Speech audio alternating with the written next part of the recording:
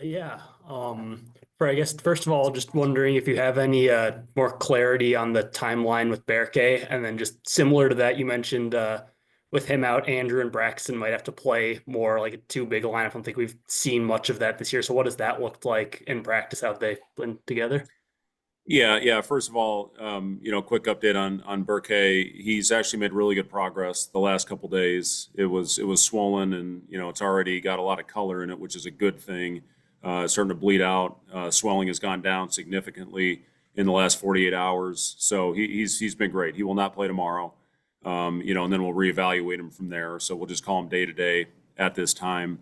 Yeah, we've thrown a lot of different lineups out there the last couple days in practice, including the big lineup. And it's been solid. The guys have been good. They've been locked in, and had a good competitive practice today. And we're playing again another really hot team, just like we did against Ohio State. They've won 5 out of 6, including a 20-point win on the road at Illinois. So their only loss was on the road at Ohio State, where they had a double-digit lead in the second half. So this is a team that's really clicking right now. Their guards all shoot it extremely well, and that front line, is as talented as any in the league. So, we just got to go out there and play with great effort, throw everything we got, hopefully give ourselves a chance.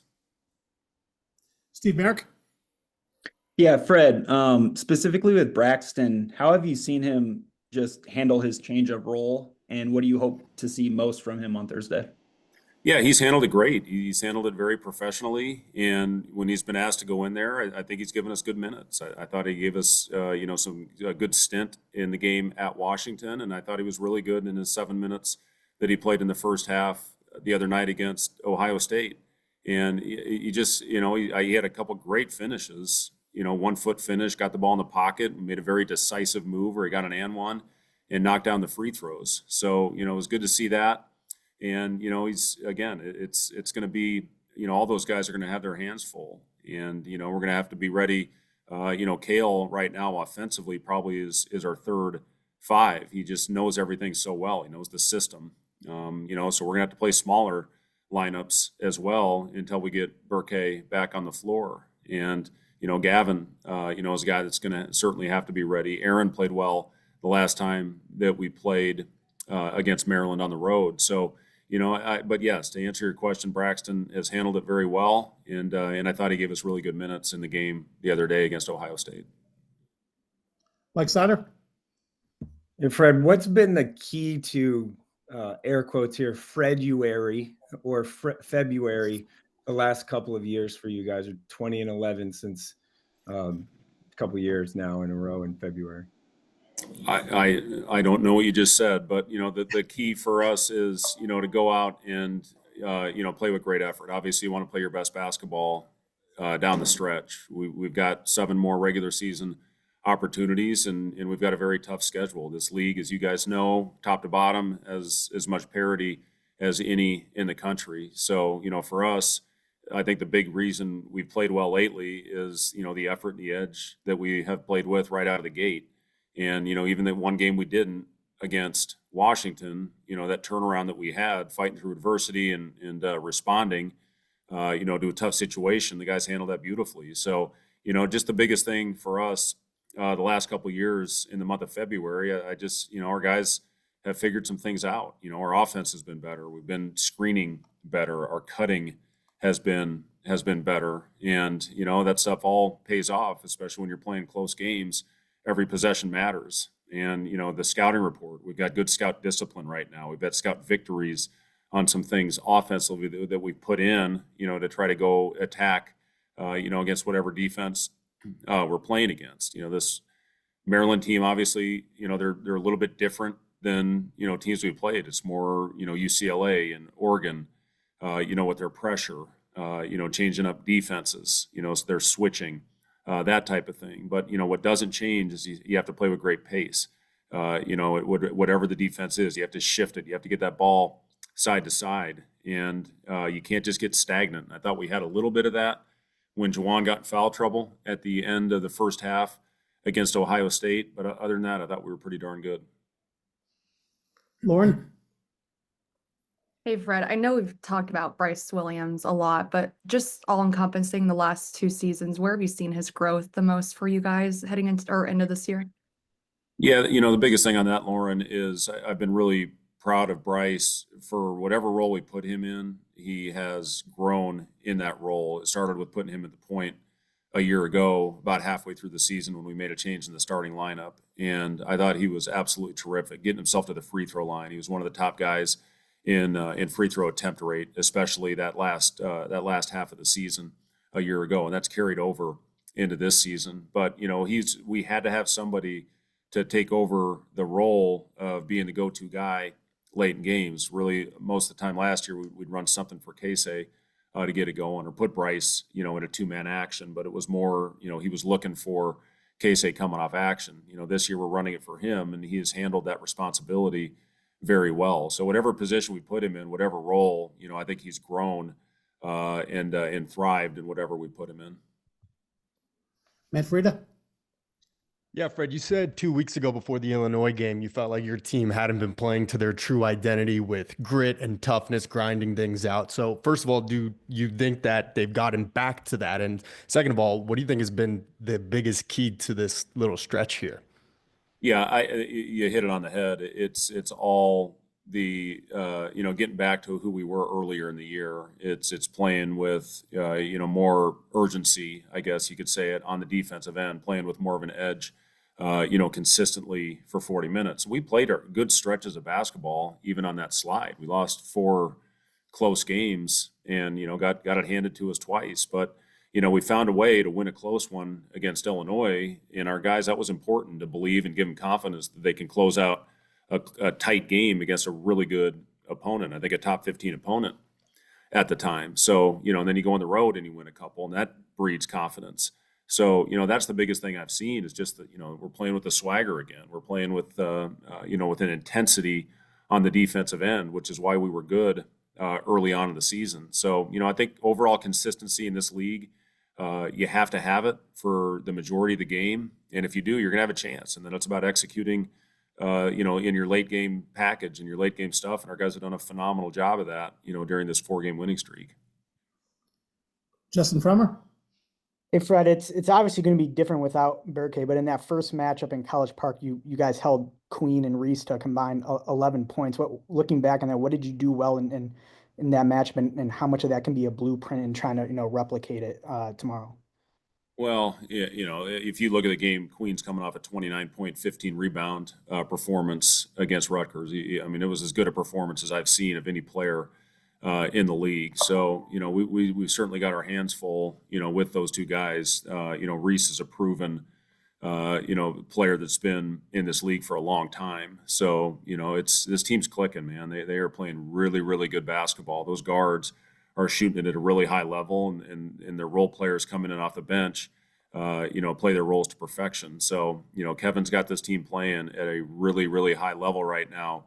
And again, the biggest thing, we did not take care of the ball early in that game. Once we did, we got back into it, and then we gave ourselves a chance. And, they made a heck of a play. We came back from 9 down at the under 4 media, did some really good things to get back into it. And then we let Gillespie get loose on the last possession to get a layup, and then we didn't execute our last play the way we needed to. So, it's just, for us, consistency in this game is going to be very important. If you take your foot off the gas, if you relax, if you put your head down, they're going to pounce on you. Kelsey? Coach, you mentioned earlier, there's a lot of parity in this league, and it's like anybody can win on any given day. How does that kind of influence your all's approach to practice and also heighten the importance of, as you mentioned, consistency, not only in games, but also in practice and preparation? Yeah, I mean, knowing that pretty much every game is going to come down to the wire. So we work on a lot of late game special situation type things. And, we're still getting after it with our practices. Generally, if we have a 2-day prep, the first one will be a mental day and putting in the game plan. And then the second day, we'll get back out and compete. Sometimes depending on what time. If it's an afternoon game, we'll go a little lighter. For tomorrow being a later game, we went a little bit harder. So, some of it depends on that. And then, we also have to make sure that they're fresh. Bryce is putting a really high load on his body right now. So we'll try to save him some reps and maybe get some of the other guys that need some conditioning, a little bit extra work out there as well. So, we've got a sports science department I believe heavily in. I know I've talked a lot about them, and we've got a load recommendation every week to try to make sure the guys have their legs and are fresh when that ball goes up in the air. Brian, if anyone else has questions, put it in the chat. PC, Hey, go ahead. Fred. Yeah, Fred, you always talk about starting fast. How in practices do you try to instill that urgency? I think in the pregame, one of the pregame radio shows, you were talking about maybe how you had switched something up a little bit with stuff, or maybe I misheard that. I don't know about that, Brian. Well, one thing Okay. that we do at the beginning of practice is, after we get through our warm up, we'll generally do stations. We'll go through offensive and defensive work, and then switch them, do some shooting skill work, and then we'll compete right away, and we'll throw the 7 top actions. Generally, there's 7 possessions in each media timeout, and if we can hold the team under 7, the scout team under 7, you essentially win that game. If you don't, you got to do it over again, and you put them on the line and you run them, and then you do it until you get the team under 7, essentially with those 7 possessions, which is every media timeout. That's the average amount of possessions. So, just to try to create some urgency, and this is how it's going to be. These are 7 plays that are very common in their playbook, and I give our scout team a lot of credit. Those guys do a great job of learning other teams' systems, and that's going to benefit them, when they start playing next year with Janowski, with Frager, Justin Bolus is learning, in this league, and then Henry Burt and Jeff Grace, generally are the other 2. So, I've been really pleased with how they've prepared our team. But if you don't come out with urgency, you're going to keep doing it until you get the necessary stops. One day it took about 45 minutes before we got the stop. So some days it's your first try, and then you're done. So just to try to create that urgency early in practice to simulate the start of a game. Thanks, Fred. Wilson, which I think is the last one on the list. Go ahead. Yeah, Fred, how much of a benefit is it with Maryland's full court pressure that the guys just saw the same defense less than a month ago? And more broadly speaking, what do you have to do against a team that pressures like Maryland does? Yeah, well, we saw it there. I thought our attack was really good against Oregon, who plays a similar type defense. They'll run and jump out of it. They'll trap. And I thought our attack on the back end was really good against that. So we've seen it recently, not, obviously with Maryland the first time around, but a couple of the teams that we've played since. So, and they'll do different defenses. They'll fall back into a half court man. They'll play some matchup. Again, it doesn't matter what you're playing against. You just have to keep your movement. And, if we do that, we'll have a chance. But taking care of the ball, you can go through all the plays in their playbook, but if you don't take care of the ball, it doesn't matter. Mike Sauter. Fred, Raleigh's role, obviously coming off the bench, starting has changed. He's been really good the last couple of games, particularly Oregon and their pressure and finding the middle of it. Is that, how key is he going to be in this game against Maryland with his ability there? Yeah, Raleigh's been awesome. Whatever role he's been asked to play, he's done it. And, we've obviously changed the lineup around, depending on who, basically I look at it, we've got 7 starters. And, you just pick the 5 for the game that, hopefully gives you the best chance. But Raleigh, yeah, Ohio State, he hit the shot of the game, coming out of the timeout. Sam made a good 2-foot jump stop, simple play kick, and Raleigh didn't even hesitate, knocked it down, and, mid-clock 3. And, he's done that over the course of his career. He's made big plays when it matters most at the end of games. He had a couple of huge ones against Oregon to kind of keep them at arm's length, or arm's distance. And, it's just, Raleigh and Aaron played together the first time we played Maryland, and I thought that lineup looked good because of their pressure and how we handled it and attacked it. But yeah, I've been really pleased with Raleigh. He's definitely playing his best basketball this season right now. Final one for Chase.